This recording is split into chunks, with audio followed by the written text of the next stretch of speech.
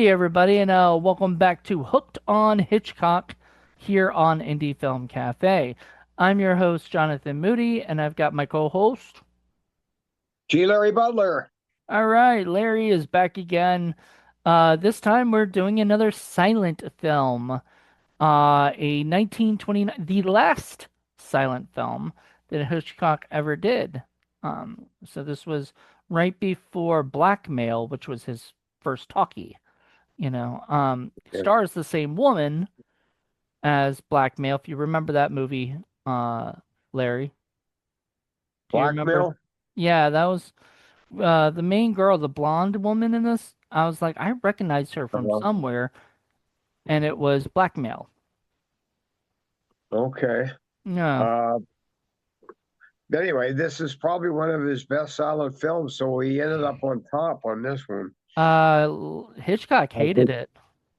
yeah, I actually enjoyed it. But, Hitchcock found it to be boring. Uh, oh, well, because he was he was sort of told. I read this out of a him personally saying he was actually I'll get the exact quote. Um so right before the talkies and everything, he did this movie, and this movie was a what is it? romantic, A, a romantic novel. mystery. Yeah, Yeah, it deals with romance, and some of the nuances of romance and betrayal by friends and this and that. So, it's more of a psychological piece than anything else. right. But Um it dealt with it pretty well. There yeah. are some twists and you know uh, turns, and Yeah. surprising. Uh so so this is what he said to um what is it? Francois Truffaut, the famous director, was talking to him, said the Manxman, in contrast with Champagne, is a very serious picture, right? And he said the Hitchcock said the only point of interest about that movie is that it was my last silent one. Truffaut says another point of interest is that it suggested the talkies. I remember that at one moment the heroine says, "I'm expecting a baby." She articulates the phrase so clearly that one can read her lips. In fact, you dispensed with the title, right? It was like that, and Alfred Hitchcock says that's true, but it was a very banal picture. That's what he said. Truffaut says, true, it was fairly humorless, yet the story in some respects bears a resemblance to Under Capricorn or I Confess. One feels you really believed in this film. Hitchcock says, it's not a matter of conviction, but the picture was the adaptation of a very well known book by Sir Hall Caine. The novel had quite a reputation, and it belonged to a tradition. We had to respect that reputation and that tradition. It was not a Hitchcock movie, whereas Blackmail, and then they talked about the silent era a little bit more before they went into the talkies, you know. And Uh-huh. basically Hitchcock said in the thing that it was to do a silent film is a lot, it was a lot harder to do than talkies because a lot of times people were treating talkies like theater. So they just put the camera up on the person and let them talk. Whereas he would have to, do all these really cool movements and keep everything moving and, right, and stuff. So it was interesting. Um, I want to go into Yeah. a little background before we go into the story because I'm sure with your notes you've got a good amount of the story Well, I stuff. do. Yeah. So as we said, Hall Caine wrote this story, wrote this script, The Manxman. He's also done he was the writer of The Eternal City, Name the Man, and Barbed Wire. I don't know those titles, but those are his popular ones. Um Elliot Stannard was the writer of it, the screenwriter, and he was known for writing The Lodger, which was the Alfred Hitchcock movie. He also wrote The Farmer's Wife, which is also a Hitchcock movie. Downhill, which is a Hitchcock movie. In Easy Virtues, Champagne. So he did a lot of his silent films, Hmm. Hitchcock silent films, and I don't know, they seem to work really well together, like you kind of said. The lead actress was Annie Andra, and she was a Polish, Czech, Austrian, German, French singer and a film and Hmm. stage actress. As a child, she lived in Prague, where her father was a colonel in the Austro-Hungarian army. You know, she's been in other films as she was in Blackmail, and she was in a bunch of German films. It looks like Die Fledermaus and Fräulein Hoffmann's is Ursula Lukin. I don't, I can't Okay. can't pronounce any of those. But she was a very German woman. I remember hearing that when they did Blackmail and did her talking stuff, she had a very thick, like, accent, and they Hmm. had to dub her voice because it Ah. didn't sound right, Hmm. or whatever for the films. Yeah. Um, Carl Brisson, was the guy who played, Pete. um, Pete. He was Yes. he was Pete. He was a real good looking, tall guy. Yep. Kind of a fisherman character. The fisherman character. He's Yeah. also in the movie The Ring, which we'll be doing this season, which is sounds very similar to this movie. It says two Hmm. boxers compete for the love of a woman. Okay. So it sounds kind of similar, you know, Yeah, which that's a is tried and true formula. yeah. I mean, what is it? What are those called? Like a triangle, stuff. Yeah. Yeah. He also did Murder at the Vanities and All the King's Horses. He was in those movies. Um, so the guy who played Philip was Malcolm Keane, and he Yeah. had what? He was the lawyer. Yeah, the He was lawyer, and then he he became a had judge. yeah. I mean, they were kind of like the odd couple because he was very well dressed, suit clothes, and Carl, the other guy, was sloppy Uh, fisherman type clothes. yep. Um, and then he was also in The Lodger. He played Joe, a police detective. Ah, He was yeah, also in Scotland Yard Commands and 77 Park Lane. I hate to say it, but his look looked like a silent actor, Like he looked Mhm. like what you kind of seen in the silent era stuff. Yeah. Also the I'm gonna look up the father, Caesar, Oh, Caesar, yeah. was played by Randall Arrington. And he was what? I think it's Ayrton, Ayrton. Okay. Um, maybe. yeah, that's probably right. Uh, He was in a movie called Me and Marlborough. He played King Louis the 14th. uh, oh, Uh, wow. he was in Deck Marin Knights, playing Ricardo, and Tower of Strength, where he was the director. So he's also a director. He had a Um, great look, very severe type of yeah, he well, character. and I think that was why he probably got cast because like most of the time, you probably Yeah. got cast on your looks rather than your acting, necessarily. Well, he didn't really have to act much. Yeah, all he had to do was Well, just he yeah, look like it he was was mad. overacting, if anything, Yeah. but I'll talk about that later, what I Um, thought about that. Miss Creegeen, which was Kate's mother, was played by Uh-huh. Claire Greet. Yeah. And she was in Lord Camber's Ladies. She was also in Jamaica Inn, so the Hitchcock movie that we've already reviewed. Love at the Wheel and Mrs. Dane's Defense. Sorry about that. That's fine. Um, Mrs. Dane's Somebody. Defense. I don't know any of these movies, Yeah. so can't say anything about them.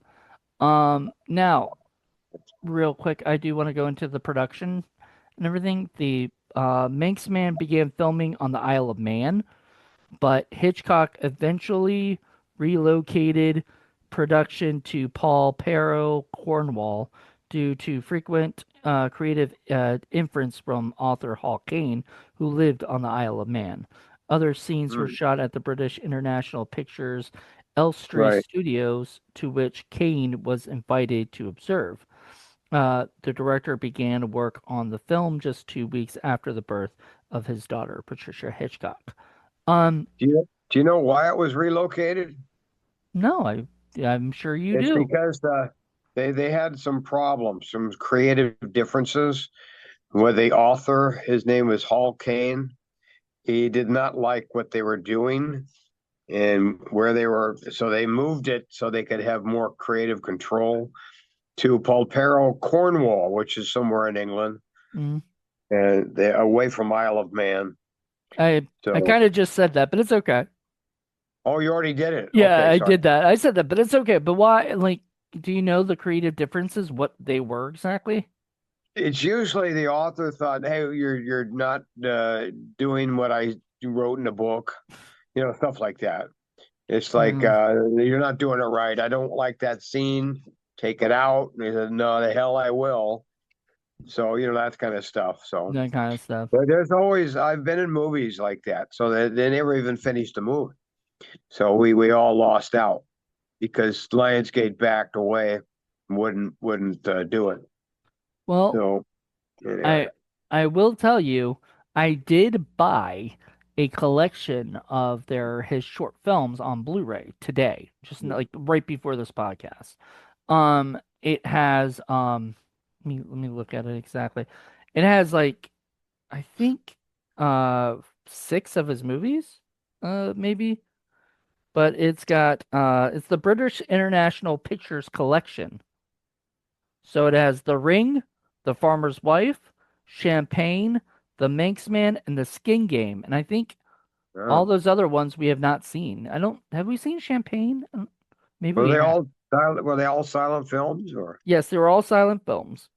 uh, They're from the British International Collection, so they were the ones he you did know, for them. I kind of like silent films in a way because I can't read fast enough. I can't hear well, so I have to read the subtitles and the captions. And then if they're too fast, and I don't know what the hell's going on, so they kind of when they do these little flashcard things, they Hmm. keep them on long enough to read them. What people are saying. Well, it's funny because all of those are ones that we're going to do for the season. So we're going to do a ton of his classic silent films. However, uh, so yeah, so I'm very happy to have those coming because like my biggest problem with Tubi, is the commercials.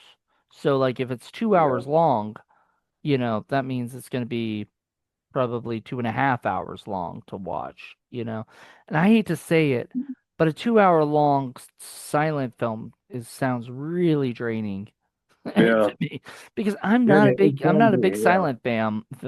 I'm not a big silent fan. I don't like I like talking. I like hearing the voices, yeah, and everything. I don't right. like having to and yeah, they don't keep they don't have cards for everything everybody says all the time. Exactly. Yeah, that's another frustration because they're obviously saying something and I don't read lips. Yeah. So, I'm just imagining what the hell are they talking about? Yep. So you can So just kind of guess, you can guess, but that doesn't necessarily, I mean, I would No, rather it's know, true. like I would rather see this is why I like regular films, where we can see regular subtitles so we know what everybody's Yeah, saying at all times. I mean, yeah, sometimes the subtitles will say something and I wouldn't even know that the person had said anything because I couldn't hear it, yeah, It's so kind of a summation. Yeah, so it's I'll be like, oh my not God. exact. Yeah. So Right, somebody says something very silent and I can't hear right, it. And then they say, oh, that person said this. And I'm like, right. like, oh my God, I didn't Well, even know that.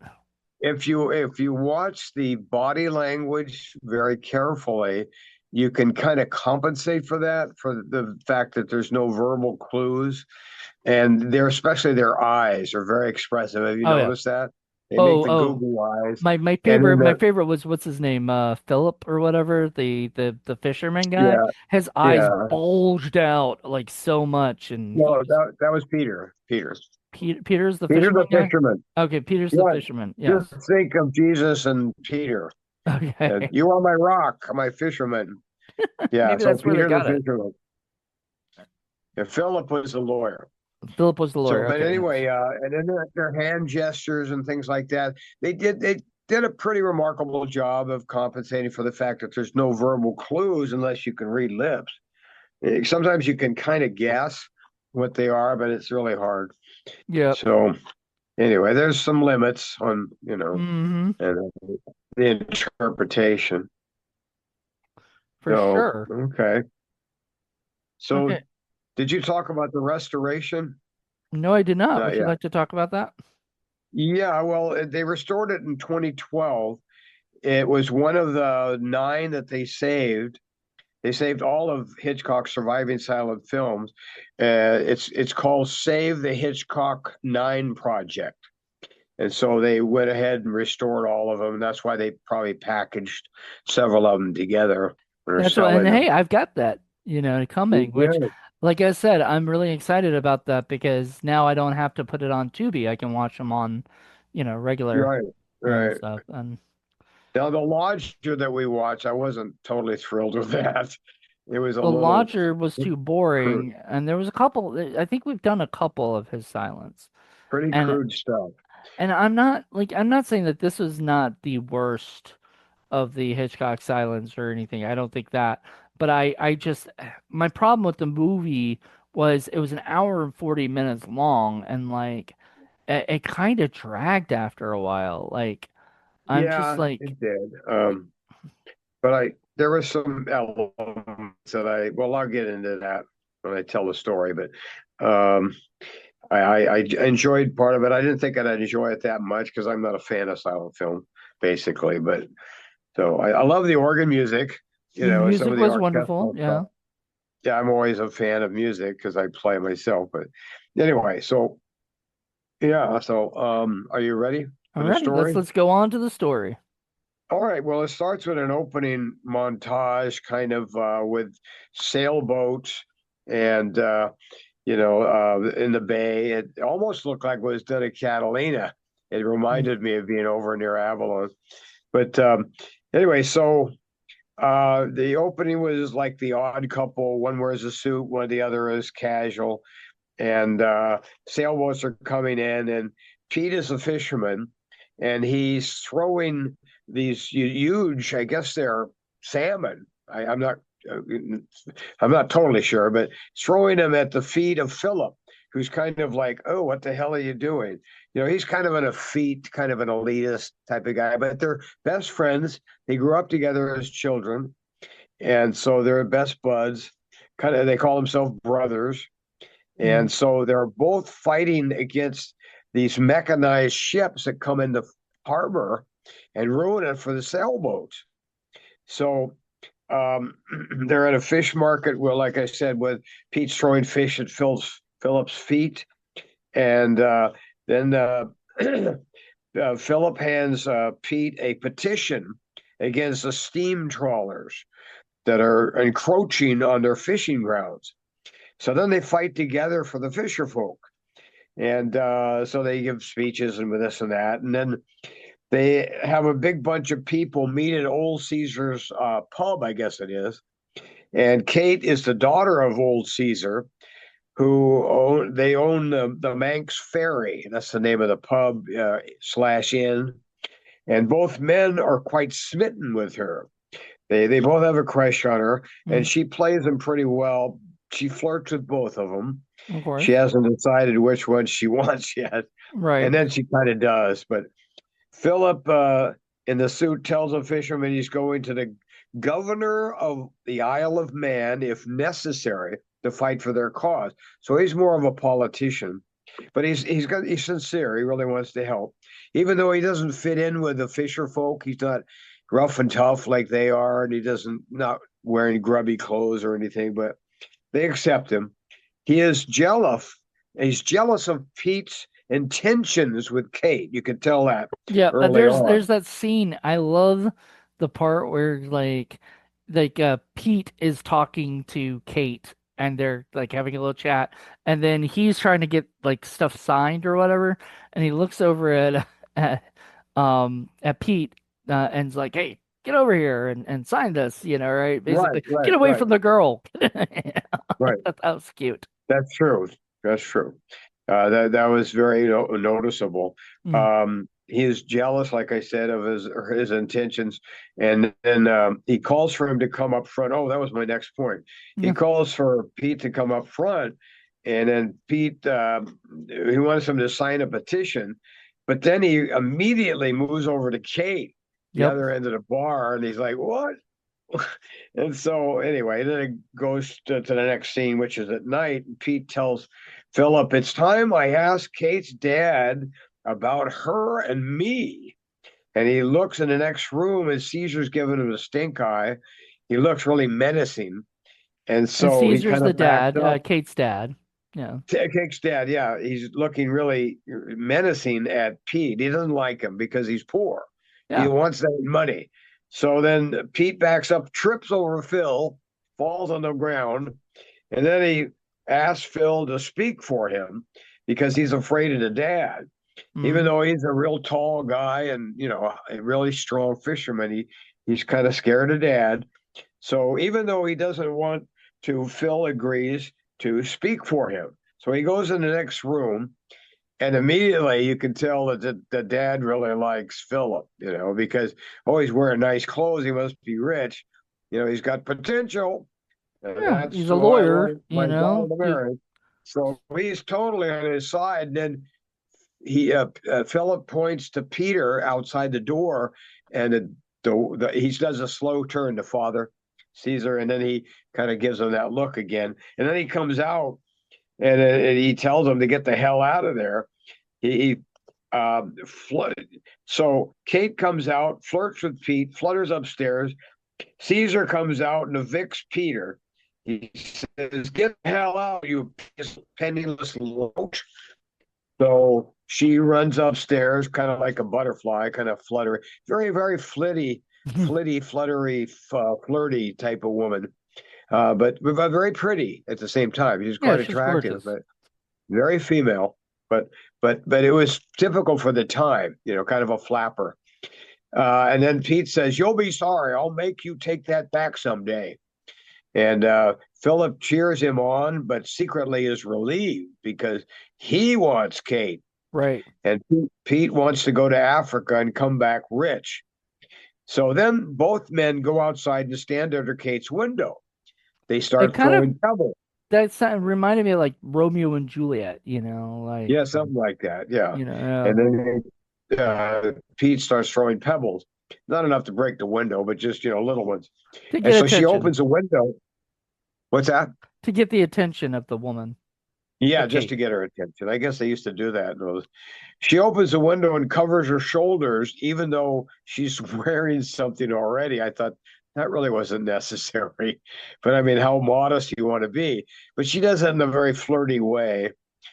She's wearing something. She's not naked. So she covers herself anyway. So then Peter climbs up and stands on Philip's shoulders. I thought that was pretty funny, Mm. and flirts with Kay. So he's Phillips. He seems like he endures a lot of agony, for his friend. I know, You know, like it, he and that was one of the things that like kind of drove me crazy because it sort of reminded me of how I would be, like if I yeah, had a friend but I liked the girl, I would probably still help my right. No, actually, let me tell I you know. let me tell you a story real quick. I had this girl that I liked in middle school. I had a crush on her so bad. She had no interest in me, right? Then my other friend, also named Jonathan, started to talk to her and they started dating. One day, Jonathan comes over to my house and is like, "Hey, let's go over to her house and, say hello and hang out so I can see my girlfriend." Now, nowadays me would probably be like, nah, I don't think so. I'm not gonna do that, or whatever. But back then I was like, sure. So we walked a long ways over to her house just so that they could have some time together or whatever. And that was the kind of friend I was. However, did not do anything for me, and it wasn't the same as this situation because once again, she had no interest in me. She had interest in my friend. And Right. and probably still would, you know. Yeah, Like, well, I you can know. relate to. We've sacrificed a lot for our friends. Yep. So, and I've had friends steal the girl from me, outright steal her away from me, and that really hurts. And I guess a Mm. lot of people can relate to that. Okay, so Pete tells Kate that he's off to foreign ports to make his no foreign parts, sorry, to make his fortune. Well, it might have been I'm ports. I'm Ports quoting actually him. works too because they're Yeah, well, ships. both. Yeah, I'll make you a queen if you wait. So then she reluctantly promises after a while, Even though she doesn't want to, she wants the other guy. Well, She she wasn't sure. I'm not. I'm guessing here, but I'm pretty good character reader, so I think she's kind of reluctant because she liked them both, and I don't know if she was sincere or not, but she kisses him, and then she pulls a shade, and then Pete tells Philip she promised to wait, look after her for me, and Philip looks sick, like, Mm. do I really have to? But he doesn't. So then Kate looks very nervous and kind of rueful. She has a moment where, like, what the hell did I do? Why did I promise? And it's all, silent, of course. And then after that, Pete sails away the next day, and Philip saw him off. He's a good friend. And again, he promises to watch after her. And then you have a picture, kind of a scene where Kate reads her diary. Mr. Christian, that's Philip's last name, called today. And then the next day, he called again. Yeah, And then the next I like that day. montage of like flipping through Right. the thing, and you kind of see It as was just, yeah, the days it was kind of a diary. disappearing. Yeah. Yeah, they saved a lot of time by not reenacting those scenes. And then the next day, we walked together. And another one, met by the brook. So, it gets kind of serious there. So they're seeing each other a lot. So then, but there's no in kind of and what do you call it? Kind of an implication that there's any sexual involvement or anything, No. because in those back then they probably didn't, not at first anyway. And then Philip comes from a long line of deemsters.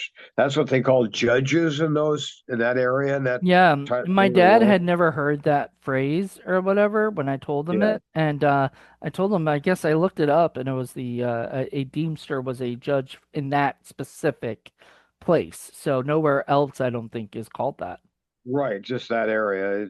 To deem something worthy is that's where it gets its deemster thing. To deem is means to prove that you're worthy of it. So his mother says you won't improve your position with that girl. Philip defends her. That's not fair, Mom. And Yep.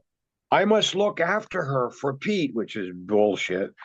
So I must keep my word. Well, he's already planning something. So it's kind of scheming. So Ma said, your father married beneath him, which means she met herself, Yeah. actually, and ruined his career. He was supposed to be a judge, but he never got it. I'm warning you, I've devoted my life to fitting you uh, to become a deemster. Don't spoil your future by this foolish entanglement. Break it off right now. Mm-hmm. So anyway, instead of slapping her or telling her to go to hell, he just walks out because in those days you weren't rude to your mother. Well, you So respected your mom, but you still may not like agree with yeah, them. yeah, he just doesn't say anything, walks out on her. Mm-hmm. So then he goes to Caesar's pub, and they're all standing around and saying, "What the hell are he doing?"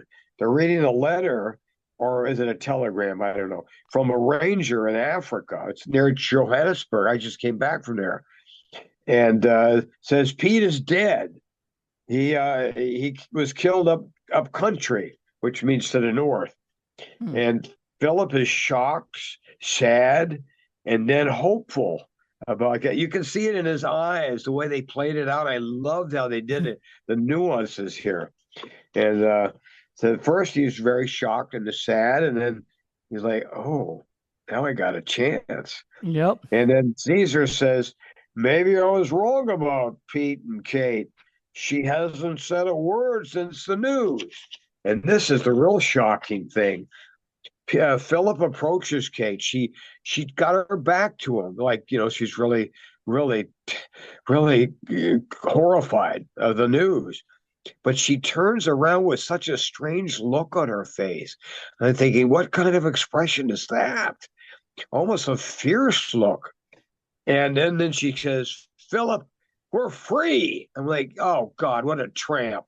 I mean, I actually had that reaction, like, you bitch. She had no sympathy at all. So then she says, I "Don't you?" I don't know what you had, what kind of reaction I you had.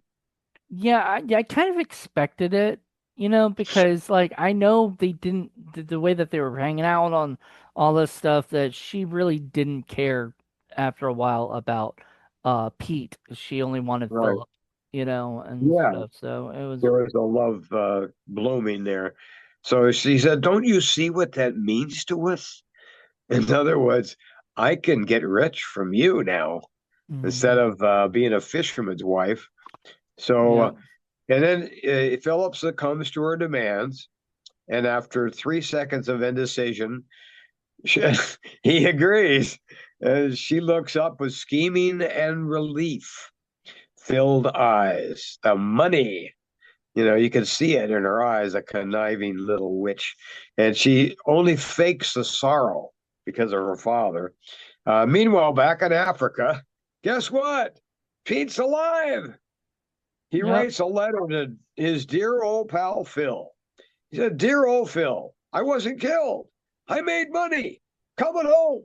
Don't tell Kate. I want to surprise her." I And bet that was a surprise for the audience when they first watched it. They're like, "Oh no, now he's alive. yeah, Oh my yeah, God, there what's were gonna twists happen?" and turns in this. Yeah, so and anyway, when Phil reads it, he's like, "Oh shit, now what do we do?" And Kate, and so he's torn between being a loyal friend or like, "Oh, I hope that guy dies on the way home." Yeah.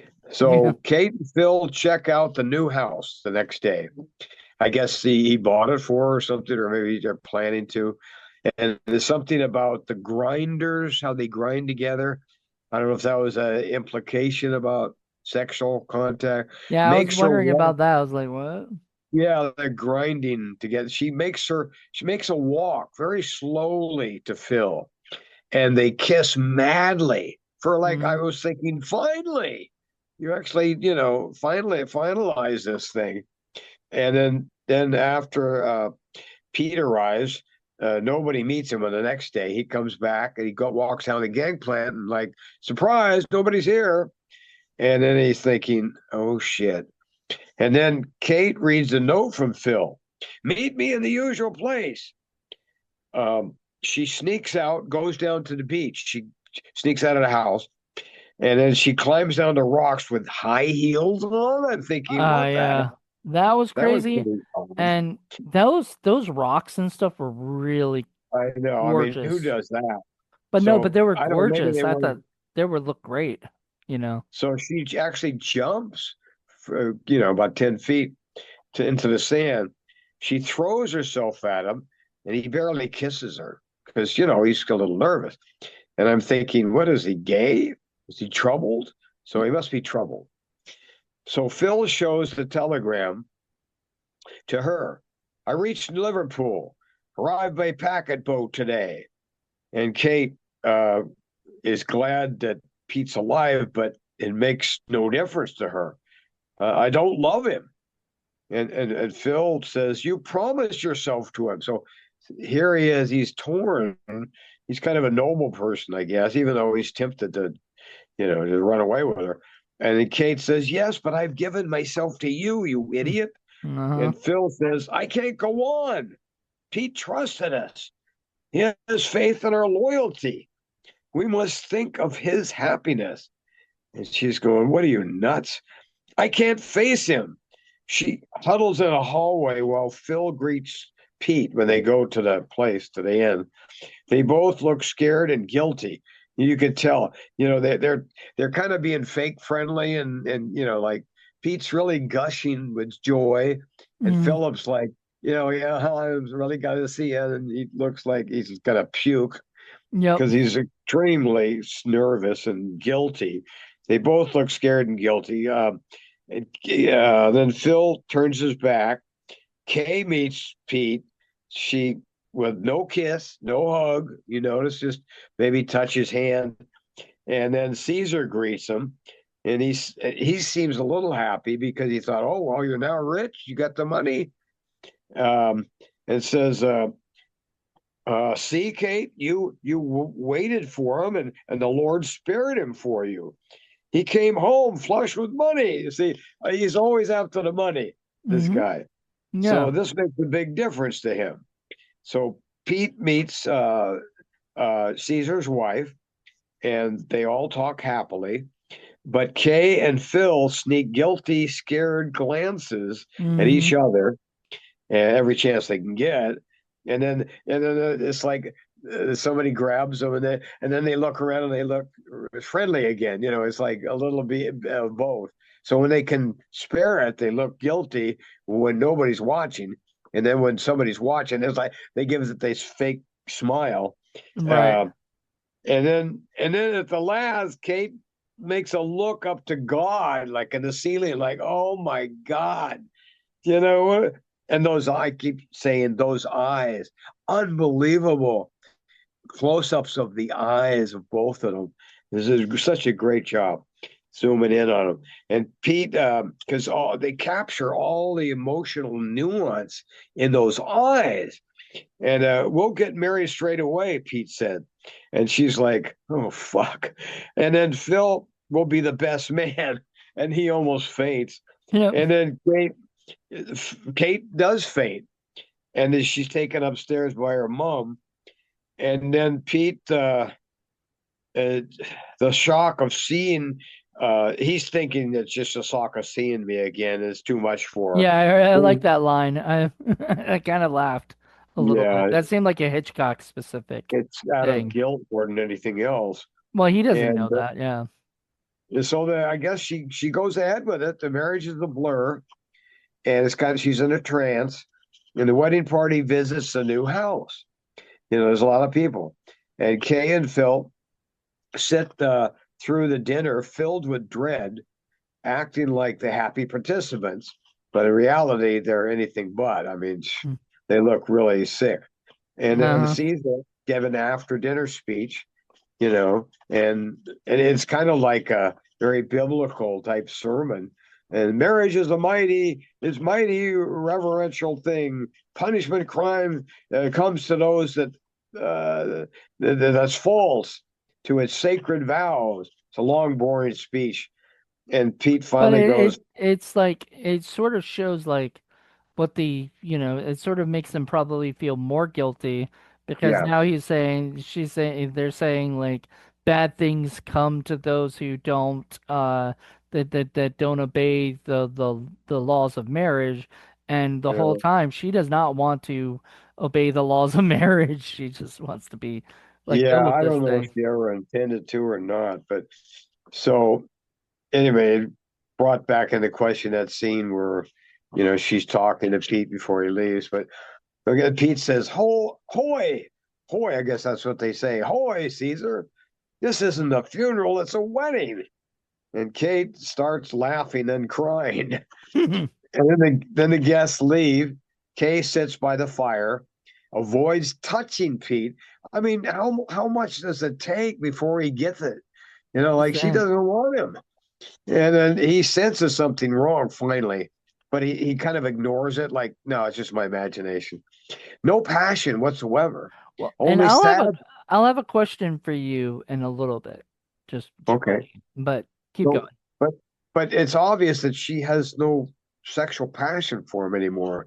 Only sadness and fake smiles. Here's a joyous husband and a miserable wife. The secret is killing her. Mm. The Isle of Man newspaper.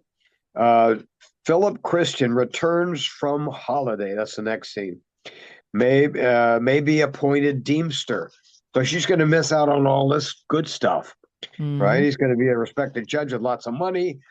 And now she's married to a fisherman. And she Who tells has Pete, some money, but like from the one well, trip yeah, he but did. we don't know how much. He's got some, but he goes right back to the fishing boats, so he can't be that rich.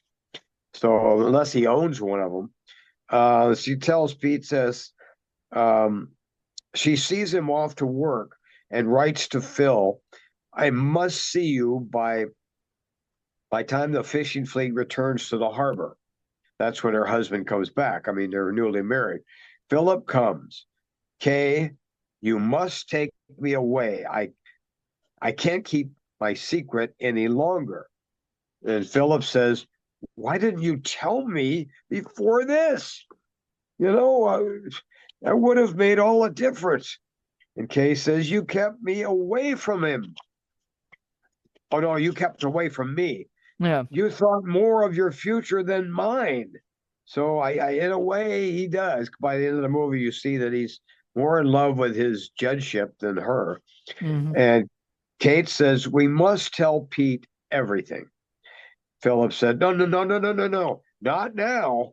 Think of the shame. Well, think of what he's going to do to me. You know, uh, Pete comes home early, sees a man's back through the window. That's Philip, but he didn't see his face. So he gets really upset. He comes rushing in, and then Philip turns around. So he doesn't punch him, at least not yet. And then catches them together, greets his old pal. It's like, hey, it's like, God, get a clue, Pete. He doesn't suspect anything once he Oh no, sees him. he thinks like because he's such a loyal friend that could never Yeah, hurt him and everything.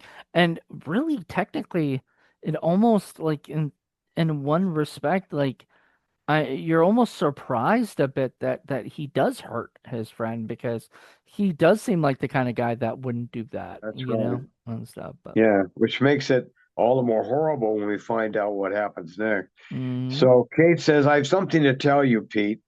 And we can tell she's going to tell him she's pregnant.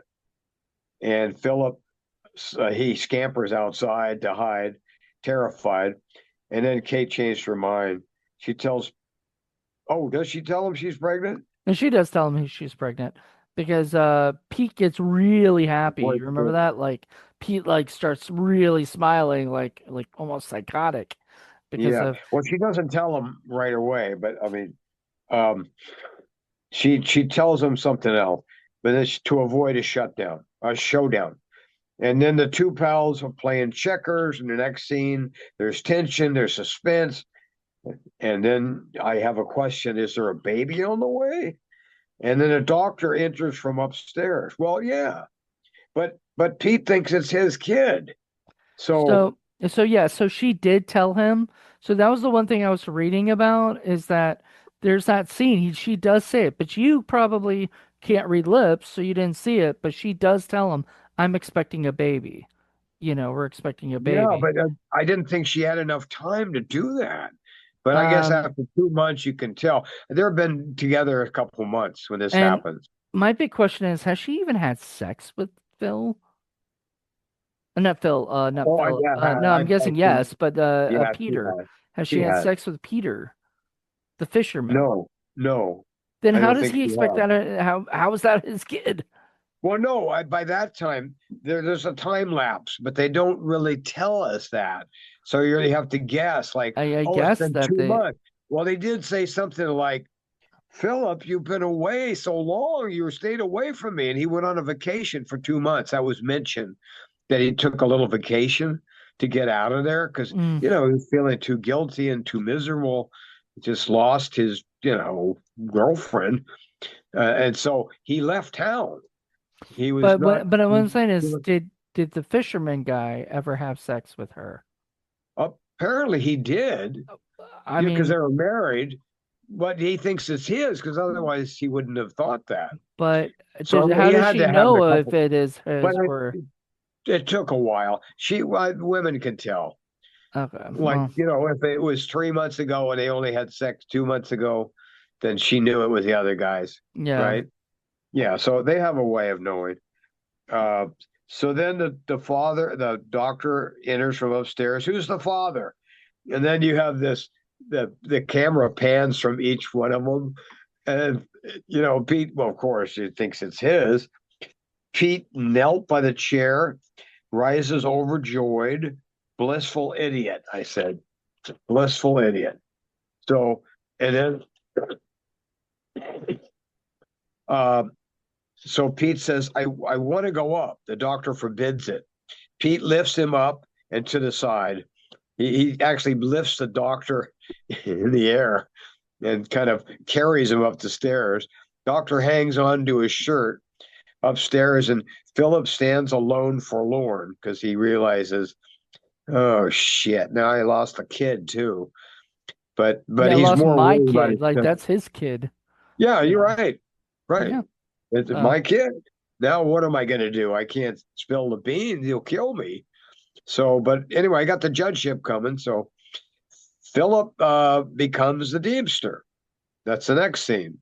And Pete shows up, cheers him on, says a lot of wonderful things. Kate visits him in his office soon after. I left Pete. I can't live life of deceit any longer. Philip says, what will you do? And he immediately goes, what will you do? I'm not taking care of you. The hell with you. So, duh. And then Kate says, I want to be with you. Take me. And then, can't I stay here? I can hide somewhere, no trouble. And of course, I guess he allows her to do that, but it doesn't show it right away. Pete comes home in the next scene, sees the baby, no wife, searches, finds note. I can't deceive you any longer. I'm going away. Before I married you, I loved another man and I loved him still. Goodbye. Heartbroken, Pete consoles himself with a baby. Well, at least I got the baby. Pete lies to the neighbors. Oh, well, my wife went on a holiday, so I sent her to London. yep. He And kept saying that like to everybody. well, yeah, of course. And then Pete visits Phil uh, because Kate's gone. I mean, he has no place else to turn but his buddy. Help me find her. I must get back to my baby. And then he leaves, and then Kate comes from behind the back room, you know, and hidden and sad.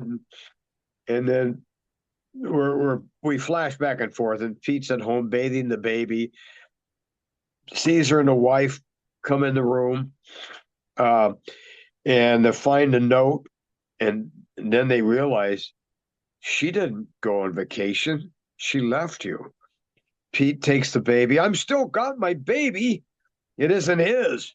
Mm. And Kate tells Phil, you must choose between us, your career and me. Oh, a woman should never say that to a man. Yeah. I just, I know I'm going out on a limb, but I wouldn't want it either. So if I have to choose, it's the career. If I'm in love with a career. Yep. So anyway, Philip said, be patient, give me time to think. I guess he really does want to think about it because he does love her. Kate, I'm going to get all I have left in the world, our baby. So she leaves, tries to stop her. Phone rings. Tomorrow I'm in court as Deemster for the first time. Greatest day of my life. So then he doesn't chase her. It's too late. She's gone. Yep. Kate visits Pete. He's overjoyed to see her, even though she's done him wrong. He's still in love with her. Makes her tea, Mm-hmm. and then she goes, "I don't want it." And Kate says, "I'm not staying. I've come for my baby." So I just, right, cuts him to the quick because that's all he's got left. Pete, you can't have her. She's mine. And so they kind of had a tug of war. And then Kate says, she's not yours. She never was. Oh, what a Ooh, bombshell. that was a Yeah. big bombshell. I was Yep. like Sure. surprised. And then Pete doesn't buy it. He says, that's a lie. Kate, Okay, so guess what? When he said that line, I knew what his next line was going to be, which was, it's a lie. It's a lie, I tell you, because that's always a famous. So I said that. I said that out loud after I saw that it's a lie. I go, it's a lie, I tell you. And then it says it again. It's the next line. And I laughed so hard. I'm sorry, but that's just the Yeah, most predictable old school. yeah, And of I was like, course. wait, that's that old? That Old English. yeah. So So then anyway, Kate leaves, and then she falls into the bay and drowns. I wasn't sure at that point. And next day at the court, the barrister, I guess what they call lawyers, uh, before the main business of the day, ask his honor to dispose of a minor charge, which he's talking to Philip, of course, the Deemster. And it's a charge of attempted suicide, Your Honor. The prisoner refuses her name. So then, of course, it's her. the Yep. Deemster looks at the book, and then a cop talks. He says, "I was quayside. That's what they call like a bay, I guess. Quayside. I heard a splash and a scream, and then I drug her ashore." And the Deemster says, "My poor woman. Nobody here who can answer for her." And then it's Kate. She comes in, and she's kind of covered up, but you can still tell it's her. No makeup. And Pete enters. He says, "Phil," he calls him Phil instead of Your Honor, "let me speak for her. She's my wife. I'll take her back. Please let her go." And then the Deemster says, uh, "Prisoner is discharged and free to return to her husband." He's trying to do the right thing. He's trying to do the right Pete, thing. yeah, dear old Phil, thank you, sir. And Kate, oh, he realizes he called him, Yeah, he called him Philip Phil. And he goes, instead of "Oh, sir. thank you, sir." You should have And said then, Your Honor, I guess, would be the and technical. then, "I'm not going back," Kate says. And Pete, before she was married, she was in love with another man. And then he not knowing it was him yet. And then Caesar said, "There's there before you is her betrayer, Well, it Deemster himself. Can't you see that, Pete? You idiot." well, Good, it's kind good. of funny because when he says that, when Pete was saying, "Oh, she was in love with another man," it goes on to Philip's face, and he's like, "Ugh." Like as he found out, because he thought for a second he found out, right? I But don't he, know if he knew right then or not, but well, when he said when the Caesar says that, of course he knows. yeah, Finally, my God, do I have to hit you over the head with it? And then Philip says, "He speaks truth. I stand before you, a man who broke faith with his best friend, and to a woman's honor. You gave me your trust. I am unworthy to bear. I'm not fit to sit in judgment on my fellows. I've sinned against God and man. I resign the dignity I strove for, to devote myself to righting the wrong I have done." And then he tears off his wig, short hair wig they wear. And Philip steps down, and Pete collars him. Now he's pissed. He wants revenge. He starts to strangle him in a way. And Philip, "Pete, we too have suffered," said Phil to Pete. And then Kay and Phil come for. Oh, anyway, so any more to say about that scene? So the next scene is the next day when yeah, Kate and Phil come for the baby. And Pete stands with his back to them. He won't even look at them. hmm And then all the neighbors look through the window. I started laughing so hard. My wife came in the room. Says, "What are you laughing about?" And she kind of watched it with me. Um, so then the neighbors start screaming insult after them when they leave, and then after that, Pete sails back to Africa. But I really love the way it was done, even though it was a silent film. And I don't really love romance movies, but this was done in such an interesting way about yeah. betrayal and stuff. And I just It really wasn't your liked it. typical one, even though it feels like it would be, like because it's got all Yeah, the when you know, Right. things. Like it's What, got the what, betrayal, it's got the triangle, it's got the romance, whatever. And then you look at it and it's like, okay, this person dies. Oh, wait, they're alive. Oh, it's almost like a yeah. soap opera, like in a way. Like, There's a lot of surprises in it mm, too. It doesn't go the way you think it's going to go. And so I was like, wow, this is interesting. So I changed my mind when I first started watching it. I thought, do I have to really watch this? But uh, I loved it after that.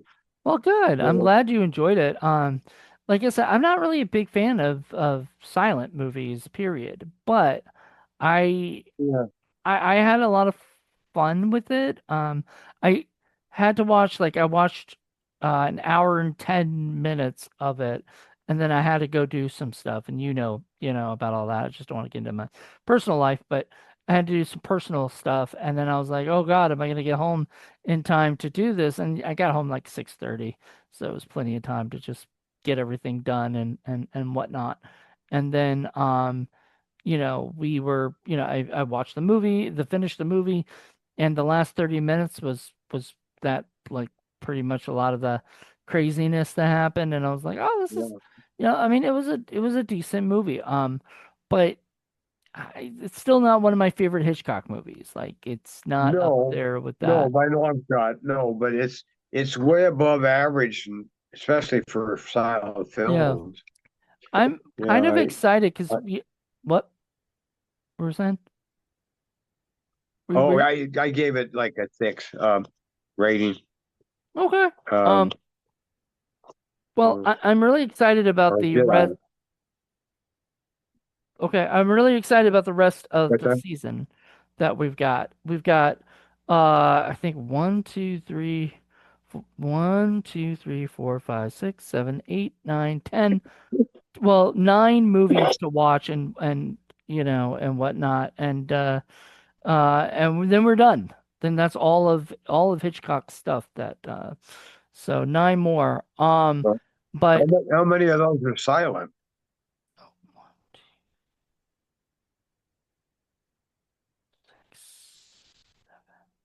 I think 7.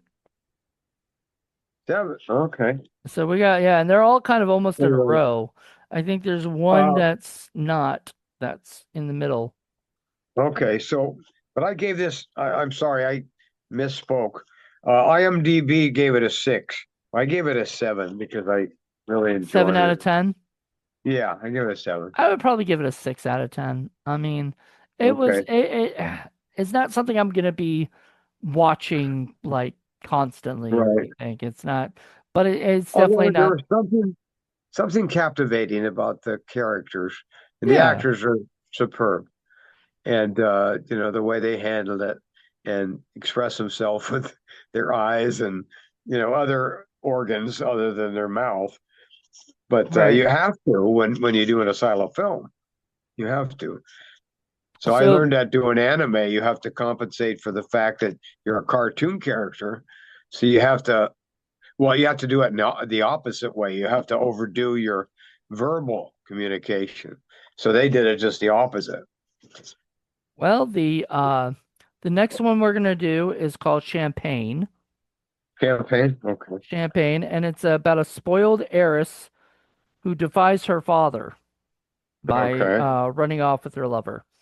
And then Right. there's comedy. It's comedy. So you know, there's Yeah. it seems more like it sounds like it's more almost like a pre uh screwball comedy kind of thing. So I'm Okay. excited to see what he does. Because I don't think because it was definitely not a screwball because their screwballs weren't till like the 40s, I think, maybe 30s or 40s, and this is Uh-huh. 1928. But I'm really excited. This is one of the ones that's coming to me in that Blu-ray, and that'll be here on Saturday, so I'll be able to watch it by the time we do this Okay. review, and I'm excited. It's only an hour and 26 minutes, so that's not too bad for a silent film, you know. Right. And I'm excited to see what Hitchcock does next, because as much as I like I even the ones that aren't the greatest, they're fun to explore, and they're fun to like talk about why, like like I said, Hitchcock wasn't a fan of this movie, you know, but but the way I see it with filmmakers, a lot of times the ones that they are not a fan of or whatever, it's they're not a fan of it because of all the behind the scenes stuff that happens that they like maybe Well, they had no control or whatever, you know. That's usually it's why. also not a big suspenseful movie, you know. Yeah. Just maybe a little bit, but nothing, menacing or terrifying. There was like you said there was So some suspense in it, you know. But yeah, you're yeah, right. It wasn't a mystery suspense movie. It wasn't a right. It's it not what you come to expect from a Hitchcock movie. right, and I think that's what he said. He said this wasn't really a Hitchcock movie. And Yeah, I think that's fine. Like, we don't have to always get a Hitchcock movie from him. I like yeah. seeing we did Mr. and Mrs. Smith. That was a flat out comedy, and a lot of people love it. I wasn't a fan, but I need to rewatch it someday. Maybe I just didn't get the jokes necessarily, Hasn't it you been know. remade with the Brad Pitt? Yeah. Yep. And then they're going to remake it again Yep, I with heard about another that. one, or they already have. So there's several iterations of it. Huh. Yeah, I mean I it's don't in know. there. The funny thing is, the new Mr. and Mrs. Smith is again the same. Yeah, they did it. They already did it as a TV series, um, for Amazon Prime. So they remade it as a spy thriller. It's not the first original movie was not a spy movie. It was a movie about divorce. That Hitchcock did. Like, I don't understand that, but it's, Hmm. it, because it's just like, okay, so The Mummy, the movie The Mummy, right? Yeah, The original movie right. was Lon Chaney Jr. or Yeah. whatever. Then later, Brendan Fraser made it and made an action movie, right? Well, oh, I thought the Mummy was with Boris Karloff. Okay, it's Boris Karloff. I'm sorry, I thought it was Lon Chaney, Yeah. but it's Boris. You're right, Boris Karloff. But then cuts to they end up making a action version of the Mummy, and Right. that becomes a success, does well. Then it just kind of they stop doing it, and then they remake the Mummy, but put freaking Tom Cruise in it. It becomes another action movie. I'm like, why are we making an action movie when the whole beginning of it was horror? Like it should have been a Yeah. horror movie. So Right. I don't know. It's annoying, but yeah, Wow. you know, And there you have it. there you have it. Yeah. But I do recommend seeing the Manxman. It is available on Tubi right now, so you can see it. My problem with Tubi once again, I might have mentioned this earlier, but when you watch like an hour and 40-minute movie like this one, there's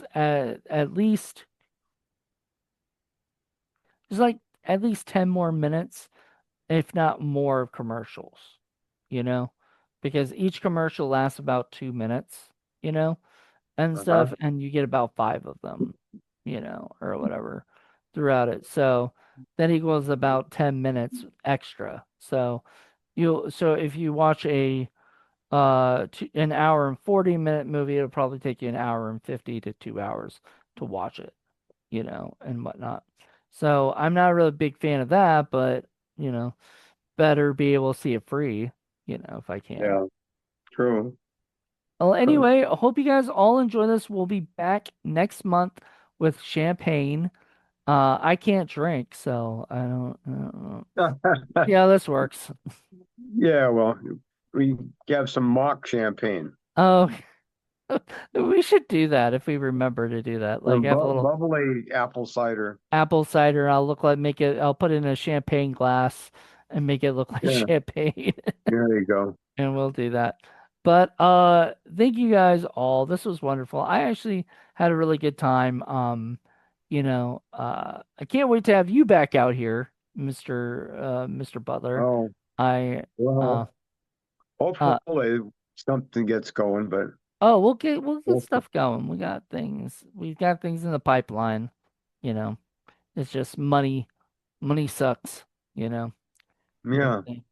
But Okay. hope you Hmm. guys enjoy this, and we'll be back. Until then, everybody, keep watching Hitchcock, you know. Okay. Cheerio.